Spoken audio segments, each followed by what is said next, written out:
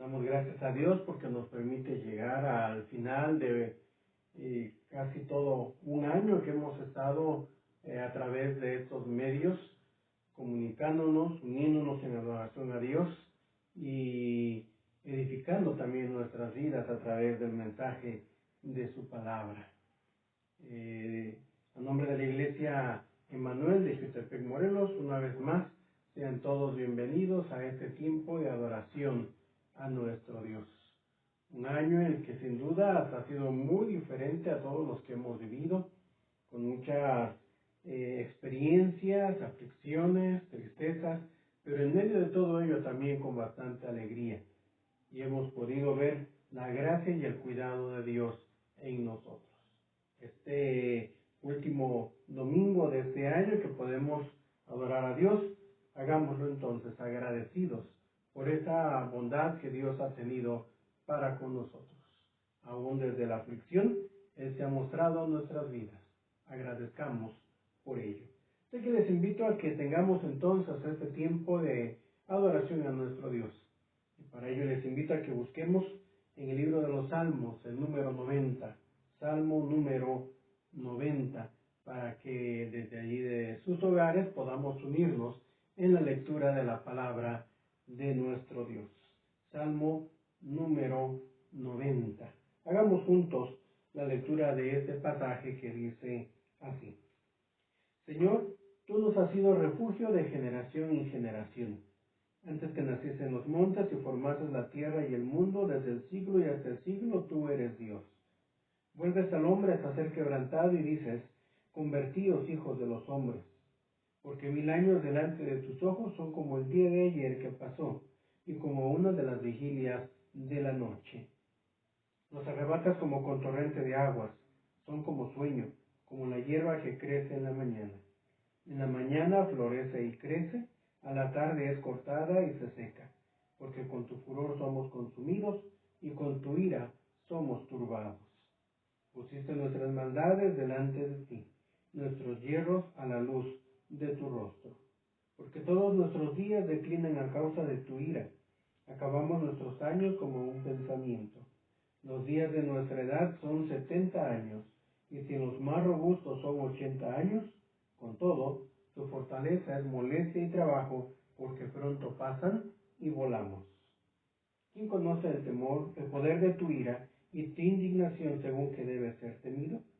Enséñanos de tal modo a contar nuestros días, que traigamos al corazón sabiduría.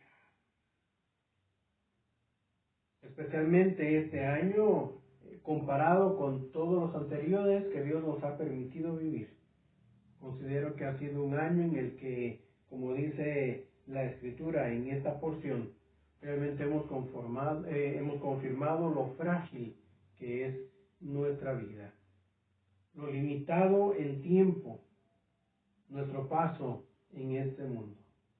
Pero lo que sí es cierto es que Dios, por los siglos de los siglos, sigue y seguirá siendo siempre Dios.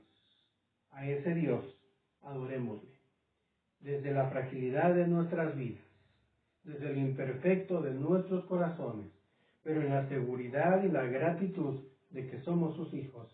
Adoremos a ese Dios magnífico, que es el mismo ayer, lo ha sido hoy, y tenemos la certeza que lo seguirá siendo el día de mañana. Te agradecemos, Padre, por darnos la vida. Gracias por sostenernos. Te agradecemos porque nos permites llegar a este último domingo de este año 2020. Un año muy diferente a los que hemos vivido. Un año que nos ha llevado a recordar, a experimentar cuán frágil y perecedera es nuestra vida en esta tierra. Pero al mismo tiempo nos ha llevado a corroborar tu grandeza, tu poder, tu señorío sobre toda la creación. Y el día de hoy nos unimos aún desde nuestros hogares para glorificarte, para honrar tu grandioso nombre, para reverenciar tu majestad. A ti, Señor, ofrecemos este tiempo. Es a ti en tu grandeza a quien rendimos culto.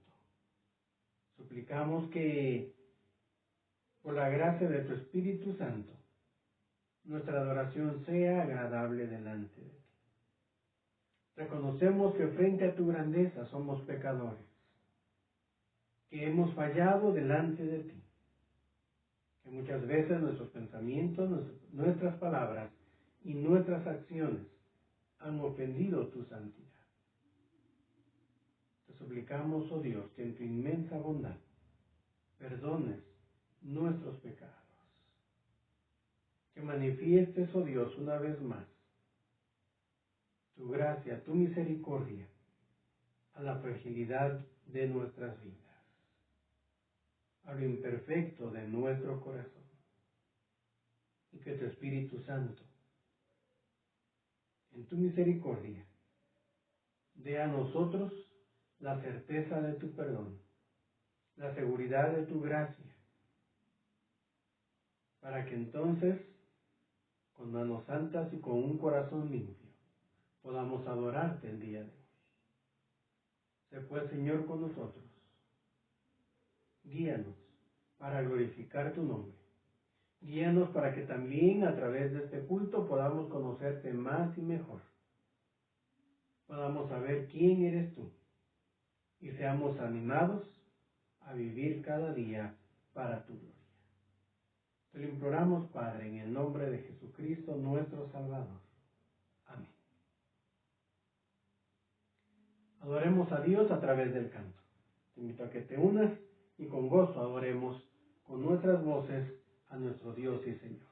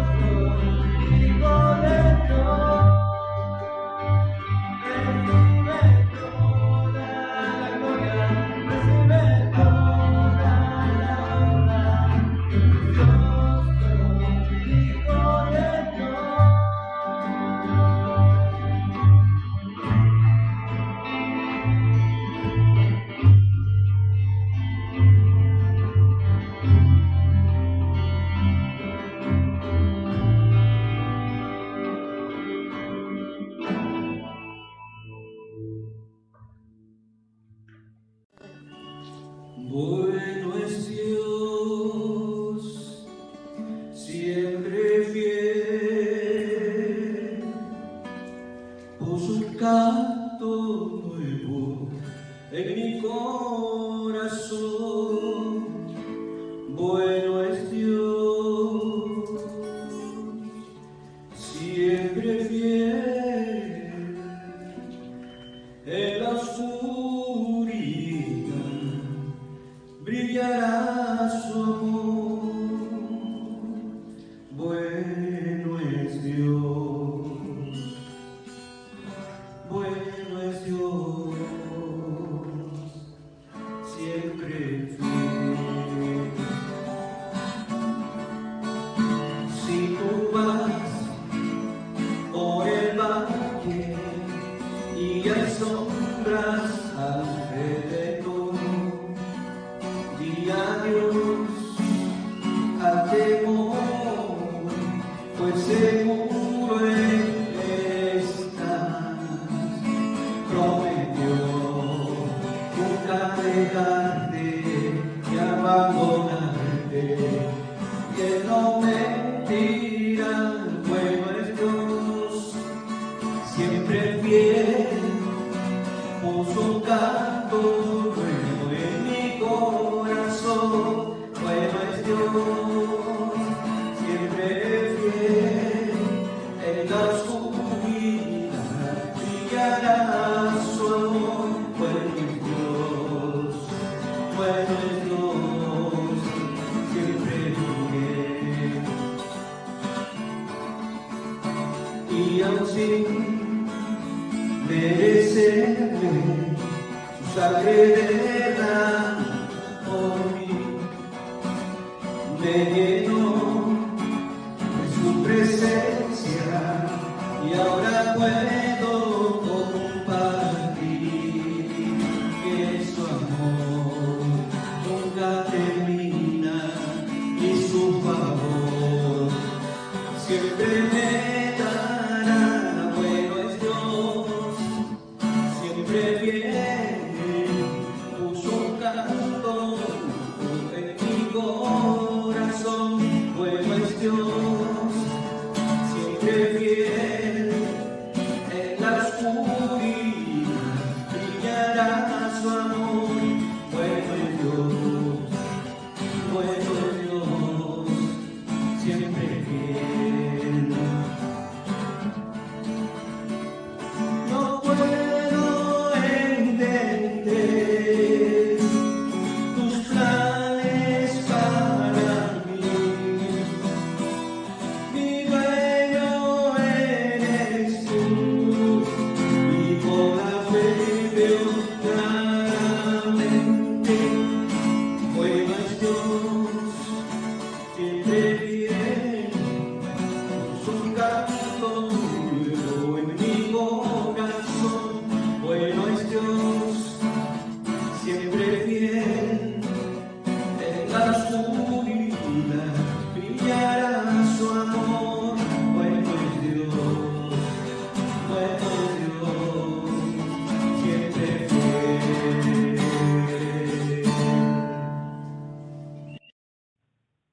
Después de haber cantado a nuestro Dios y glorificado su nombre, expresemos a través de la oración nuestra gratitud a Él, por la semana que ha transcurrido, por todas sus bondades que ha tenido para con nosotros. Traigamos a Él también nuestras necesidades, nuestras inquietudes. Oremos pidiendo a Dios que en su gracia siga sosteniendo nuestras vidas. Te invito para que ores, te unas en esta intercesión delante de Dios, que te acuerdes de orar agradeciendo por lo que Dios te ha dado, por tus necesidades, preséntalas a Dios, pero acuérdate también de interceder por tus vecinos, tus amigos, tus familiares, por todos aquellos que están a nuestro alrededor. También tengámoslos presentes en nuestra oración. Te damos gracias, nuestro Dios, en esta hora por tu cuidado. Te alabamos porque en tu infinita bondad has sido con nosotros. Has guardado, has sostenido. En medio de tiempos complicados en cuestión de salud, tú, Señor, nos preservas hasta el día de hoy. Gracias por mostrarnos, Señor, tu bondad para nuestras vidas. Te agradecemos también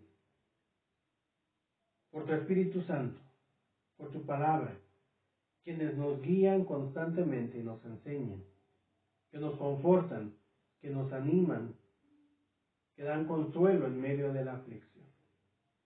Gracias porque cada día también, en tu fidelidad, nos has mantenido en la comunión contigo, pasando por alto nuestros pecados, por la obra de Jesucristo allá en la cruz.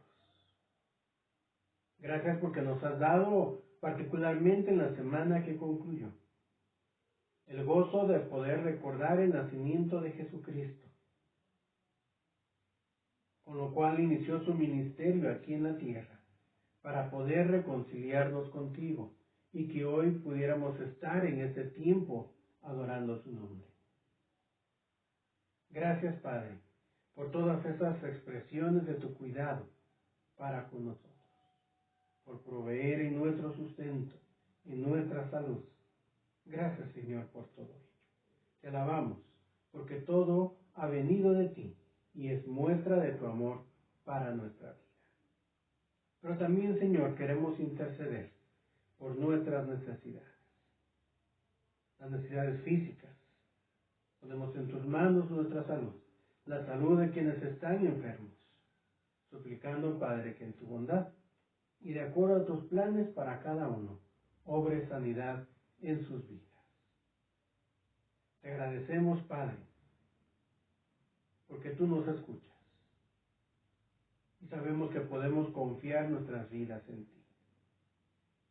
Rogamos, Señor, también que tú seas en nuestras necesidades materiales, que tú seas quien provea para todo lo que necesitamos, que concedas trabajo, que proporciones economía, de tal manera, Señor, que todo lo que necesitamos, en tu bondad podamos tenerlo.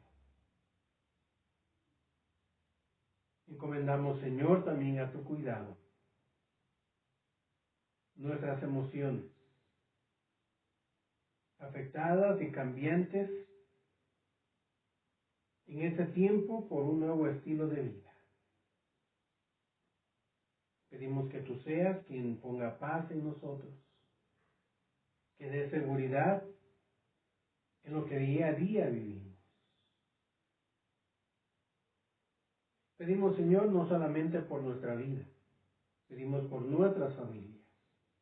Rogamos por nuestros vecinos, nuestros amigos, aún por los que no conocemos, pero que también, Señor, viven experiencias similares a las nuestras y quienes también están necesitados de salud, de los bienes materiales, del alimento espiritual. Ponemos, Señor, a cada uno de ellos en tus manos. Conocen las necesidades particulares de cada uno. Y rogamos que tú te manifiestes y obres misericordiosamente para con cada persona que nos rodea. Pero de manera especial, Señor, suplicamos para que a cada uno nos lleves a conocerte como nuestro Salvador y Señor.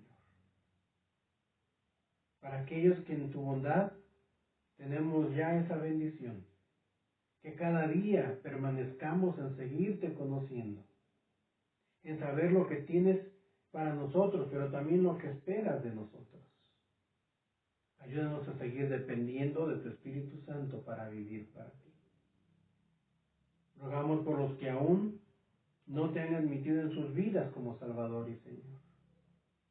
Suplicamos que en tu gracia toques sus corazones, que tu amor llegue también a ellos, les haga volver su mirada hacia ti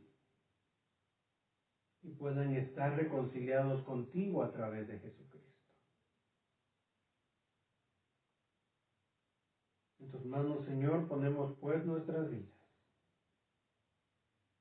en la confianza de que en todas las áreas y en cuanto necesitamos, tú seguirás siendo nuestro fiel provisor. Gracias, Señor, por guardar y por sostener. En el nombre de Cristo Jesús, encomendamos nuestras vidas a tu cuidado. Amén. Es el tiempo también de escuchar la voz de Dios. Vayamos a su palabra para que a través de ella Dios guíe nuestras vidas. A lo largo de este año hemos estado con la lectura de la palabra de nuestro Dios, iniciando desde el libro de Génesis. Gracias a Dios estamos ya a punto de terminar y ahora nos encontramos en el libro de Apocalipsis, uno de los libros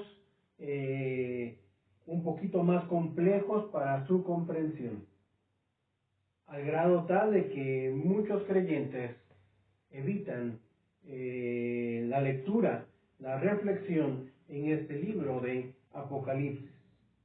Algunos, con cierto temor, van a él, otros solamente a algunas partes de todo este libro. Pero es importante ir también a esta parte de la Escritura, la cual Dios nos ha dejado para que seamos edificados. No pretendo en esta ocasión, y que sería muy poco tiempo, para dar una explicación abundante, profunda, detallada de este libro de Apocalipsis y de las enseñanzas admirables que encontramos en él. Solamente algunas ideas que espero, al igual que ocasiones anteriores con otros libros de la Biblia, sean útiles para animarnos a ir a este libro, para ayudarnos a ir entendiendo un poco mejor lo que Dios quiere revelarnos con esta parte de la Escritura. Dicho esto, entremos entonces un poco para algunas ideas a considerar en este libro de Apocalipsis. El título, Apocalipsis, es la palabra griega con la cual comienza este libro. La palabra Apocalipsis, que se ha transliterado al español, a nuestro idioma. De allí su título, por ser la primera palabra en el idioma griego en que originalmente fue escrito. Y la palabra Apocalipsis se traduce como la revelación o la manifestación. Por lo tanto, Apocalipsis es la revelación que Dios da para poder conocer algunos aspectos importantes que Él quiere mostrar al ser humano.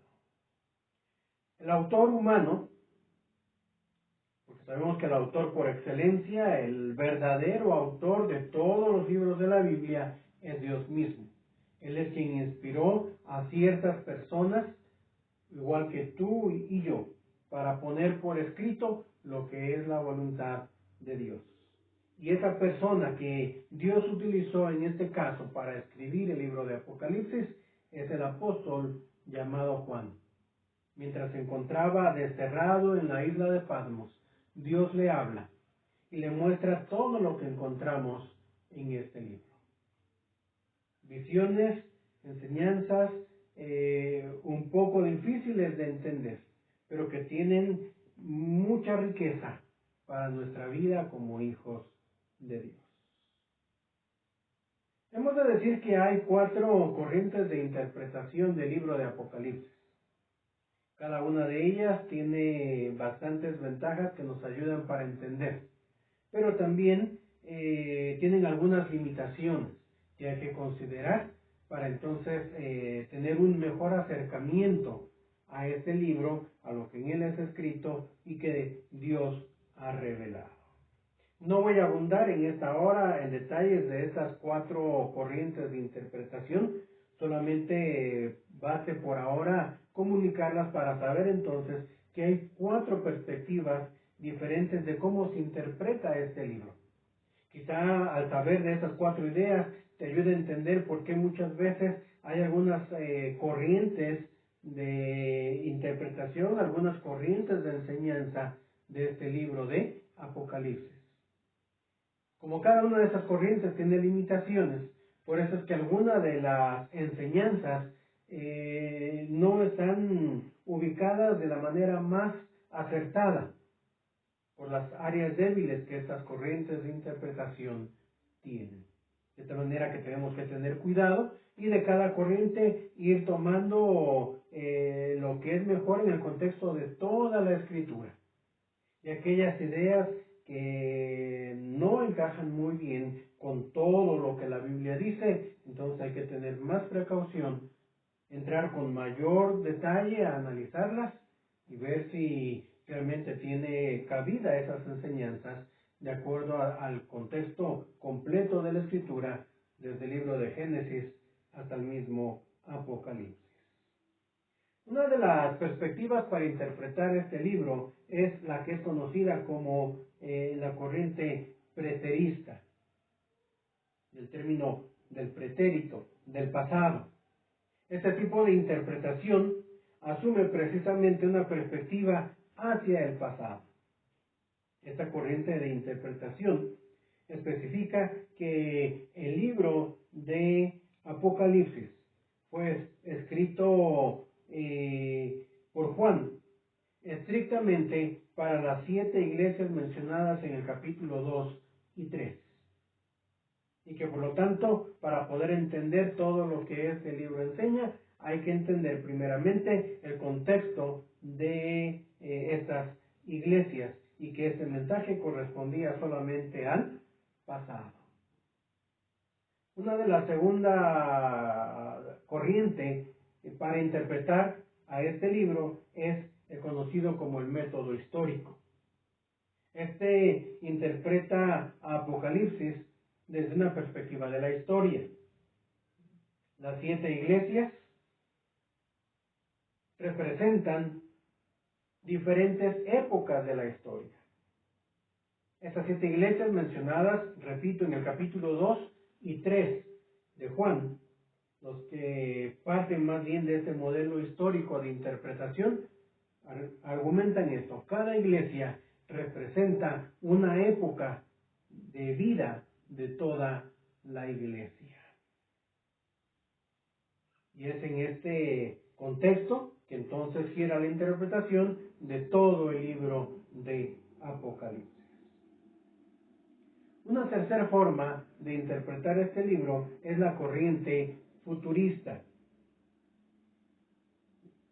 Exceptúan los primeros 3 capítulos, de tal manera que del capítulo 4 en adelante, la corriente futurista dice que el libro de Apocalipsis fue escrito para hablar solo de lo que ocurriría en el futuro. Y es en ese contexto entonces que interpretan Apocalipsis como un libro que nos va a hablar única y exclusivamente de lo que ocurriría en un futuro. Existe una cuarta forma de interpretar Apocalipsis, la corriente idealista o espiritualista. En esta forma de interpretación se habla de que Apocalipsis es una enseñanza en forma poética, alegórica, de muchos conceptos que tienen que ver en la relación de Dios con el ser humano, que no son tanto ni situaciones ni del pasado, ni del presente, ni del futuro, son más bien de manera atemporal, y que su propósito es solamente hablar de aspectos importantes de la relación de Dios con su iglesia, de una manera simbólica, de una manera descriptiva. 4 corrientes.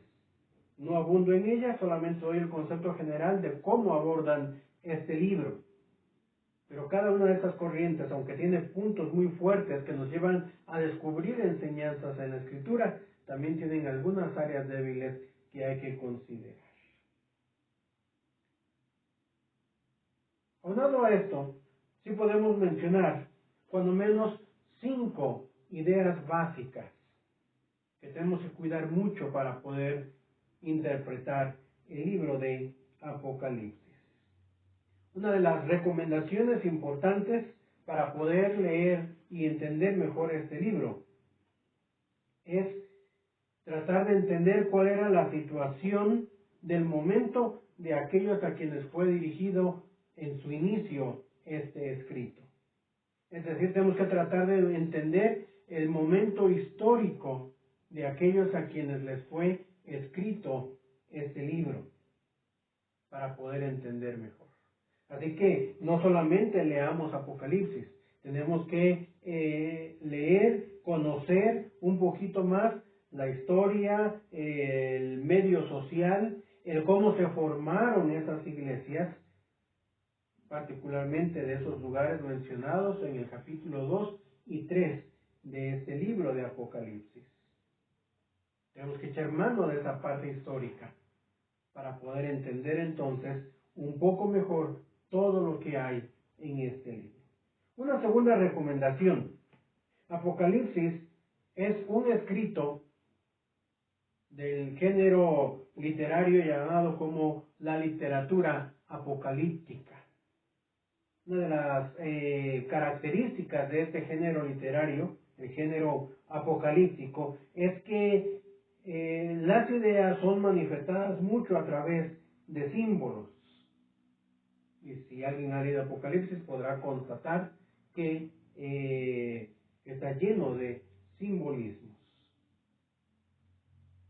Seres extraños, con cuerpos un poco difícil de concebirlos, de entenderlos, de imaginarlos.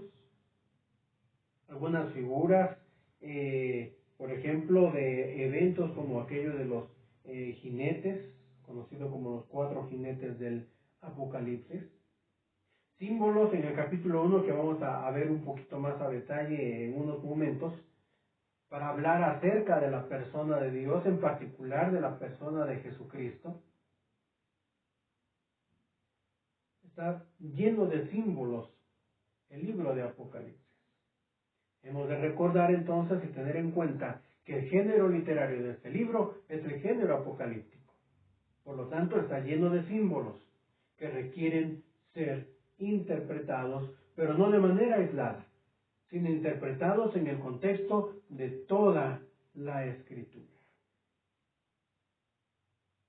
Otra de las recomendaciones importantes para poder entender mejor este libro es recordar que la mayor parte de todo lo que encontramos expuesto en el libro de Apocalipsis tiene fundamentos desde el Antiguo Testamento. Por lo tanto, quien se acerca a leer el libro de Apocalipsis debe también conocer en bastante medida lo que hay en el Antiguo Testamento. Por algo también en nuestras Biblias lo encontramos al final. Cierto que es un escrito después de la vida del Señor Jesús aquí en la tierra. Por eso, en cuestión de tiempo, lo llamamos parte del Nuevo Testamento. Pero sin duda alguna, ha sido dejado también en nuestras Biblias como el último libro, para que podamos tener, comenzando desde Génesis, una perspectiva más amplia del Antiguo Testamento, de los demás libros del Nuevo Testamento, y entonces con todo ese antecedente de la palabra de Dios, poder abordar el libro de Apocalipsis y entenderlo de mejor manera. Si queremos leer el libro de Apocalipsis, ignorando las otras partes de la Escritura, estaremos en serios problemas a la hora de interpretar, a la hora de entender estas enseñanzas. De tal manera que tenemos que leerlo con detenimiento, contrastando continuamente lo que hay en este libro con todas las demás partes de la Escritura y de manera especial en el Antiguo Testamento. Otra de las ideas importantes para poder entender este libro es que, ya hemos dicho, es un libro escrito en el género apocalíptico, por lo tanto hay muchos simbolismos que llamamos dentro de los escritos sagrados, y que no solamente lo hay en Apocalipsis, lo hay desde el Antiguo Testamento. Tiene una serie de visiones, de revelaciones particulares, concretas que Dios dio al apóstol Juan.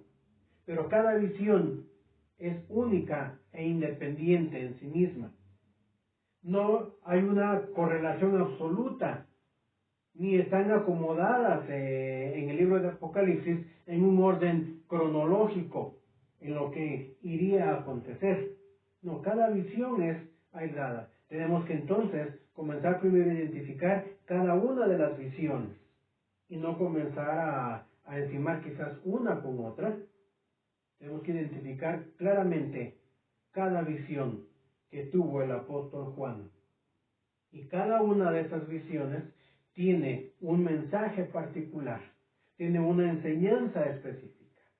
En este sentido, la manera de interpretar Apocalipsis, identificando cada visión, sería un tanto similar a la manera de interpretar las parábolas.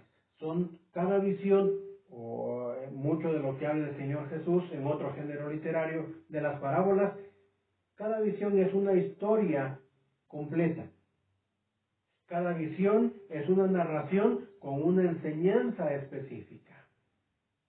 Y no están, al igual que en el caso del Señor Jesús, de las parábolas, no llevan un orden secuencial donde para entender la parábola 10 había que conocer primero la parábola 5.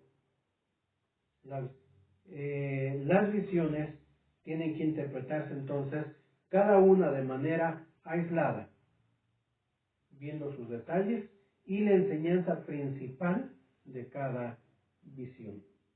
Y la quinta idea, repito lo que he mencionado apenas, es una historia, cada visión es una historia aislada y no nos manifiestan una secuencia de acontecimientos.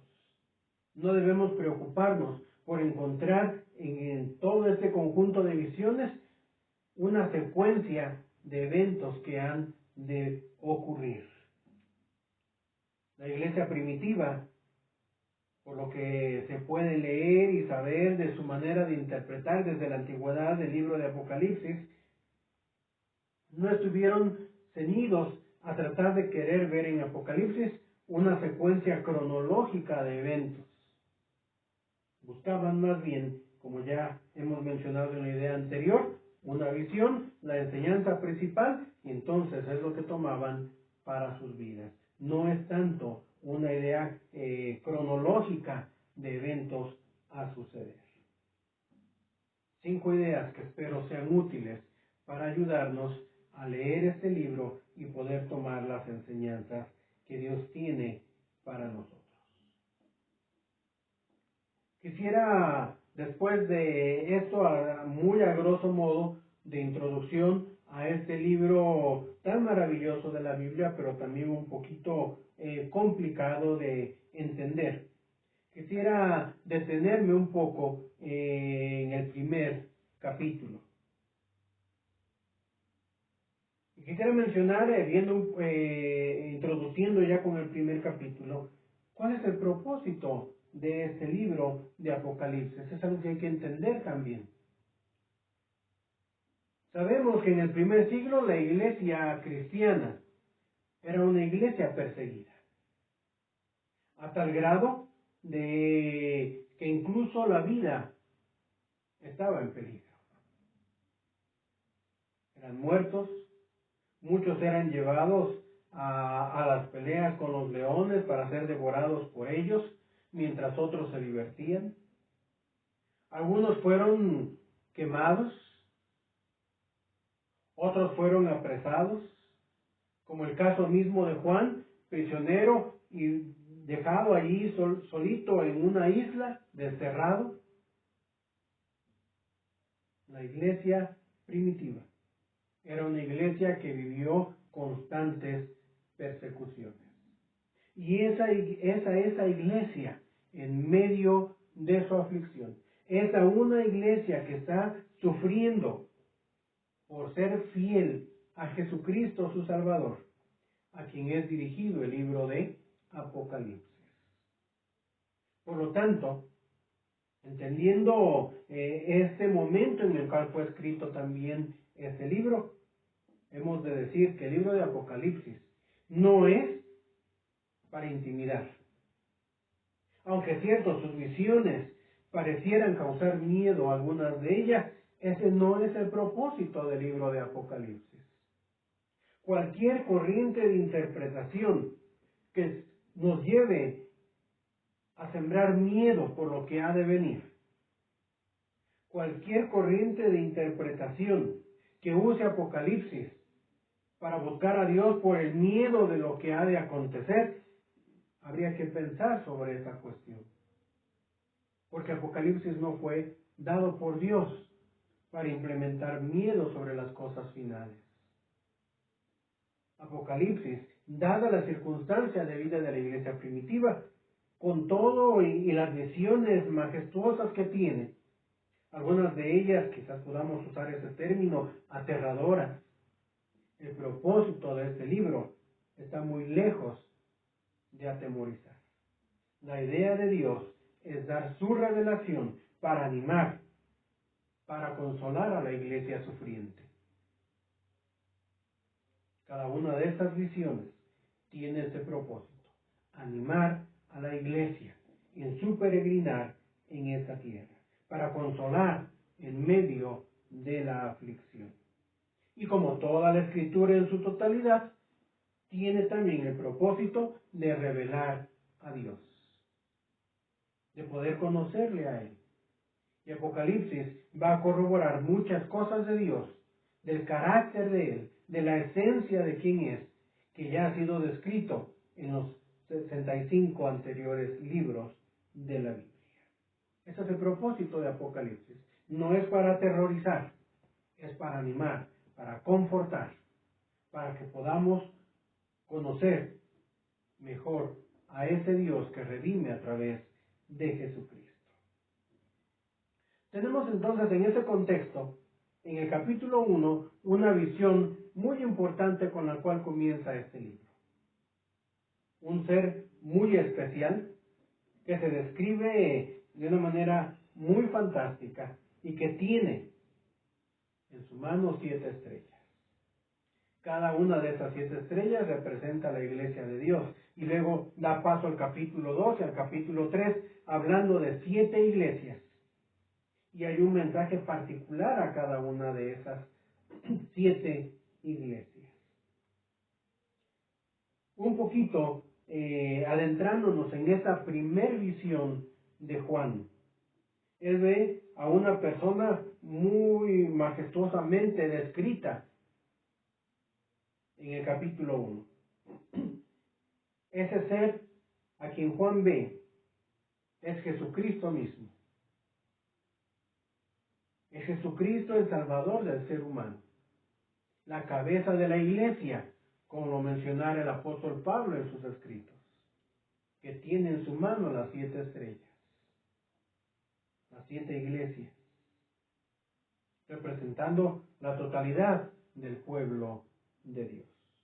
¿Cómo es ese ser y lo que manifiesta o lo que representa esa visión que representa a Jesucristo? Lo describe como un ser vestido con ropa larga, cubierto totalmente desde el cuello hasta los pies. Y esto, dentro del contexto de toda la Escritura, nos habla de un concepto del carácter de Dios, del carácter de Jesucristo, un Dios santo.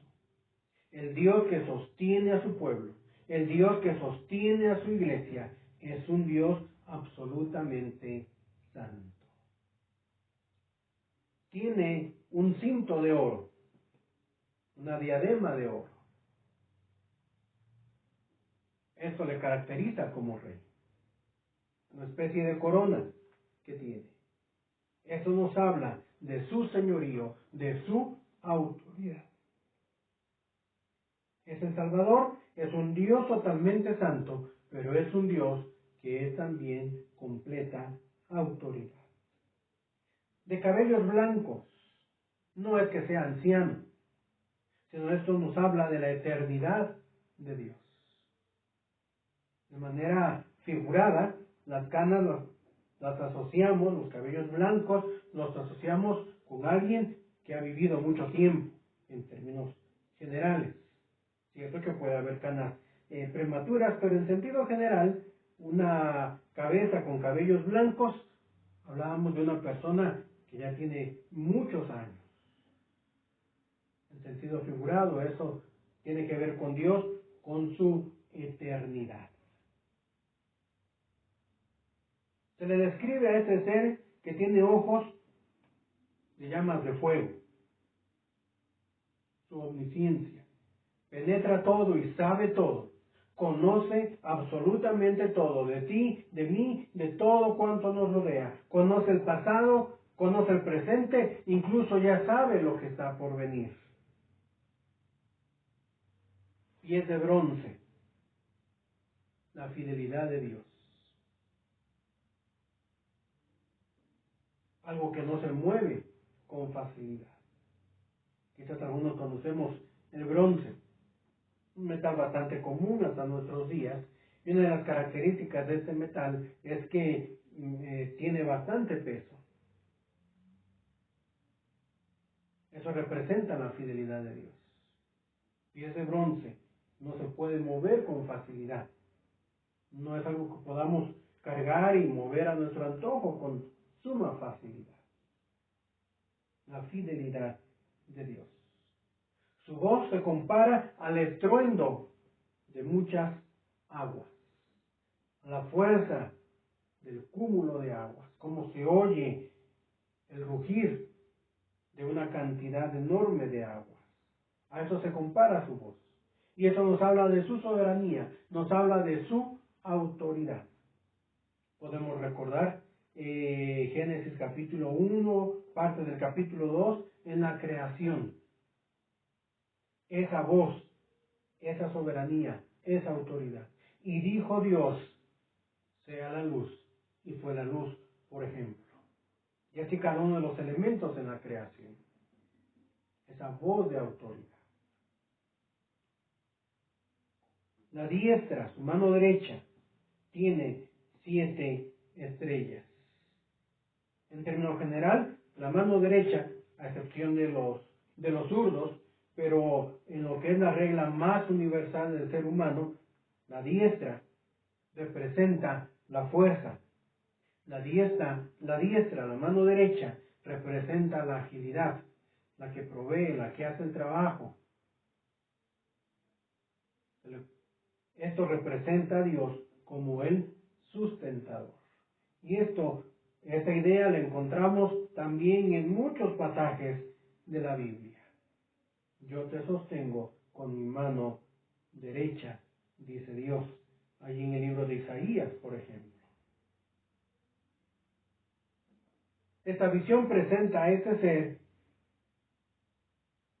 con una espada aguda. Eso es su justicia. Una espada aguda. Es interesante entender la espada aguda. Había diferentes tipos de espadas en ese tiempo. La espada conocida como una espada aguda era una espada de doble filo. Estaba todo el largo de la espada, si la ponemos de lado, tiene filo en la parte de arriba y tiene filo en la parte de abajo. Pero además es aguda, su punta no está cortada, no va redondeada. No. Los dos filos, al llegar hacia el final, se van cerrando para hacer una punta. Establecen un ángulo agudo precisamente. Y toda esa punta también por ambos lados tiene filo, arriba y abajo. Una espada aguda, eso penetra todo. Eso habla de la justicia de Dios. Y finalmente, la última idea que encontramos en esta visión de Juan, que representa a Jesucristo, que encontramos en el capítulo 1 de Apocalipsis, habla que su rostro es como sol. Su rostro brillante como el sol.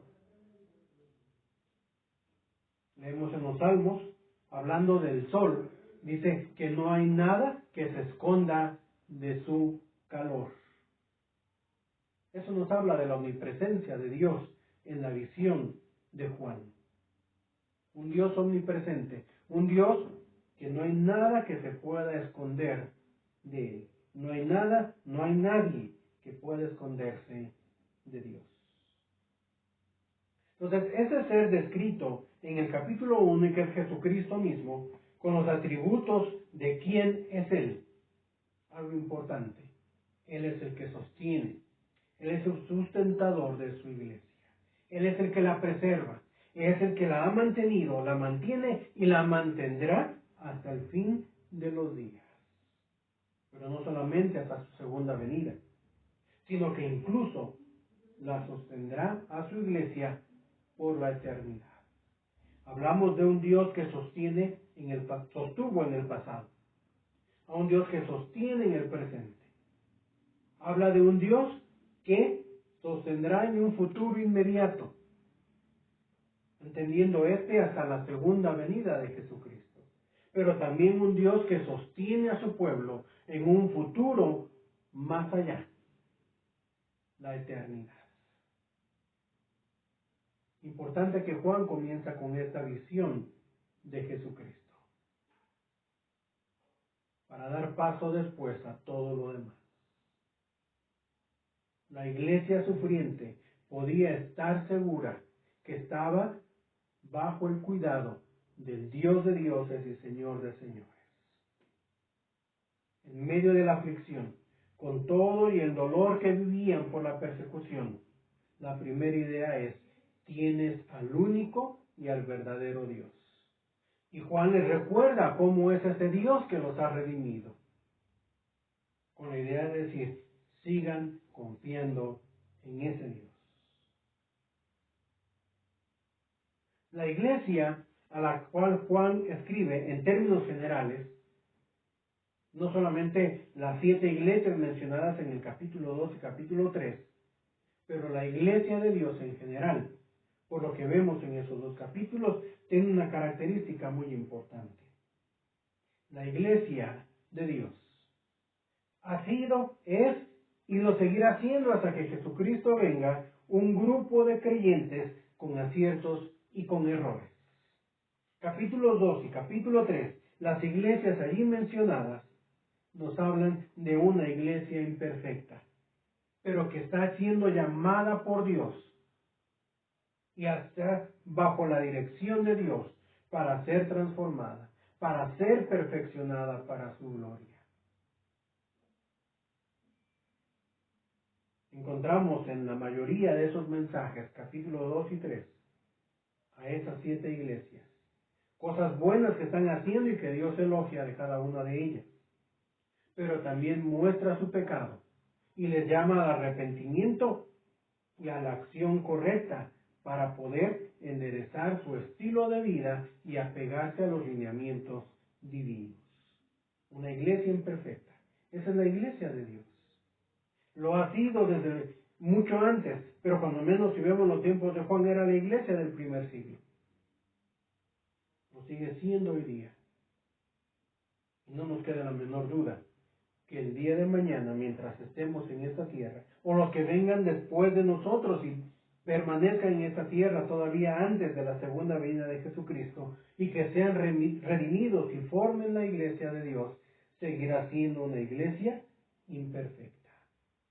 Pero una iglesia amada por Dios, una iglesia sustentada por Dios, una iglesia a la que Dios sigue guiando hasta el día de su segunda venida, el día en el cual seremos perfeccionados de una vez y para siempre, para disfrutar en la eternidad de una comunión perfecta con Él.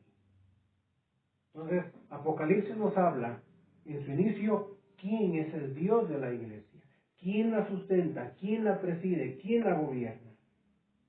En segundo lugar, nos muestra que esa iglesia que Dios tiene, esa iglesia quien Él sustenta, capítulo 2 y 3, es una iglesia imperfecta, pero una iglesia que no está al abandono.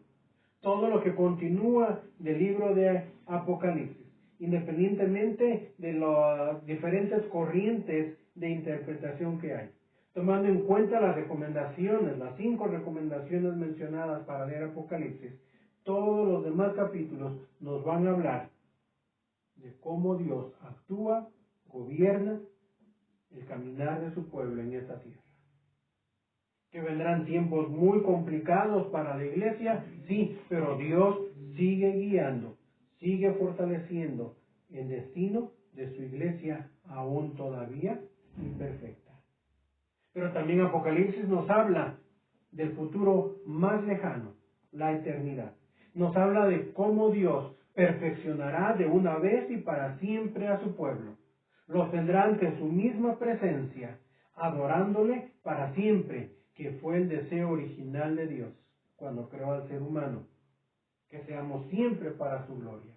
Llegará ese momento en la eternidad en la que el grupo de creyentes redimidos por Jesucristo adorará de manera perfecta a su Dios. A grosso modo, un poco de Apocalipsis. Que leerlo nos sea de ánimo, particularmente en los tiempos que vivimos, tiempos de crisis, tiempos para muchos de desesperanza, para otros tiempos de lágrimas. Aún sigue vigente el mensaje de Apocalipsis. Lo que está ocurriendo en nuestros días, que no es persecución, pero está lastimando las emociones, las situaciones materiales del ser humano, que está lastimando la salud de los mortales y que afecta todo esto a la iglesia. Allí está Dios, para hablar, para animar, para consolar, para llevarnos a conocerle mejor aún en medio de la aflicción. Y para recordarnos que ese Dios que ha sostenido a su iglesia imperfecta en el pasado, lo sigue haciendo en el presente, nos anima para que sigamos confiando, porque Él seguirá sosteniendo a esa iglesia en el futuro cercano, aun siendo imperfecta, hasta que Jesucristo venga. Pero más esperanzador aún, Él seguirá siendo el mismo Dios, que después de la segunda venida de Jesucristo, perfeccionando para siempre a su pueblo, gobernará y todo su pueblo vivirá adorando de manera perfecta a su Dios. Con esas ideas en general, abordemos Apocalipsis. Que Dios nos ayude a entender mejor este libro y que en las circunstancias que hoy vivimos seamos confortados, seamos animados a vivir en santidad para la gloria de nuestro Dios. Te agradecemos, Padre, por tu palabra. Gracias porque a través de ella tú nos hablas, nos animas en medio de los tiempos difíciles, así como animaste hace muchos años a tu iglesia a través del apóstol Juan. Permite que al leer Apocalipsis, en lugar de que el terror invada nuestros corazones,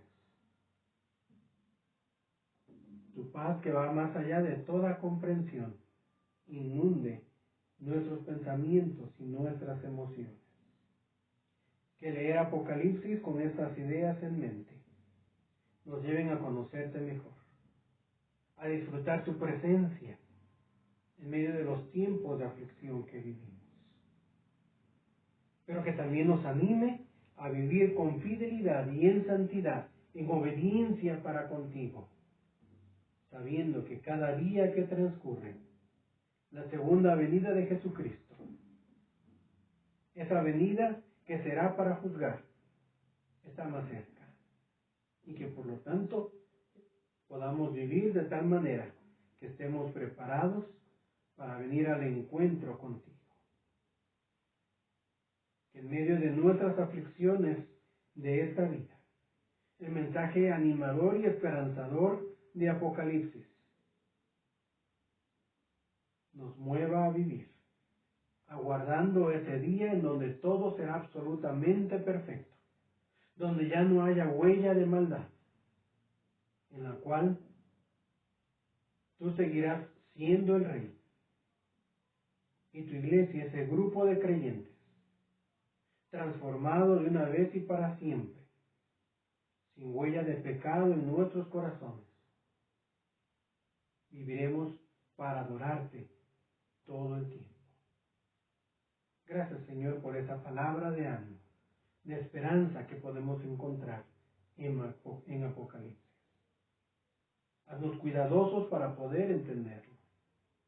Imploramos nos des la dirección de tu Espíritu para poder comprender con mayor claridad lo que esta parte de tu palabra tiene para nuestra vida. Te lo imploramos en el nombre de Cristo Jesús. Amén. Que el mensaje de Dios nos anime, nos fortalezca, pero nos guíe también a vivir para su gloria. Te animamos a caminar esta semana, los pocos días que nos restan de este año, en la lectura de Apocalipsis. Si Dios lo permite, el jueves próximo estaremos concluyendo la lectura de este libro y concluyendo la lectura de toda la Biblia a lo largo de este año. Que en el año que sigue, Dios nos siga hablando, nos siga moldeando a través de su palabra y de su espíritu, para hacernos conforme Él quiere que seamos. Que Dios te bendiga en esta semana, en lo que respecta de tu persona y por las circunstancias actuales, invitándote y recordando a tomar las precauciones debidas, a salir lo menos posible, salvo pues urgentes necesidades, a cuidar no solamente de ti, cuidar también de los que te rodean, pero sobre todo y lo más importante, a vivir sin temor, a vivir confiados en que nuestras vidas están en las manos de nuestro Dios. Te agradecemos, Padre, por este tiempo. Gracias porque podemos adorarte, gracias porque podemos escuchar tu voz. Ponemos nuestras vidas una vez más en tus manos, para que en esta semana que inicia podamos vivirla para tu gloria.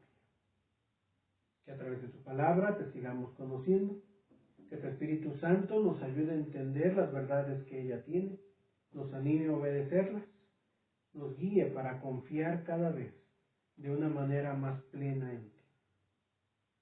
Rogamos, Señor, que en los tiempos difíciles que vivimos tú des paz a nuestro corazón, pero que al mismo tiempo nos ayudes para ser prudentes, para ser cuidadosos en nuestro ir y venir cotidiano, según las necesidades también que cada uno tiene, pero que podamos vivir con paz, sabiendo que por sobre las circunstancias actuales, tú eres quien gobierna, tú eres quien tiene nuestras vidas bajo su cuidado y hará siempre lo que es mejor dentro de tus planes y para tu gloria. Encomendamos pues, Señor, nuestras vidas y nuestro peregrinar de esta semana al cuidado tuyo. En el nombre de Cristo Jesús oramos a ti. Amén. Cuídate mucho, que Dios te bendiga y te conceda una bonita semana.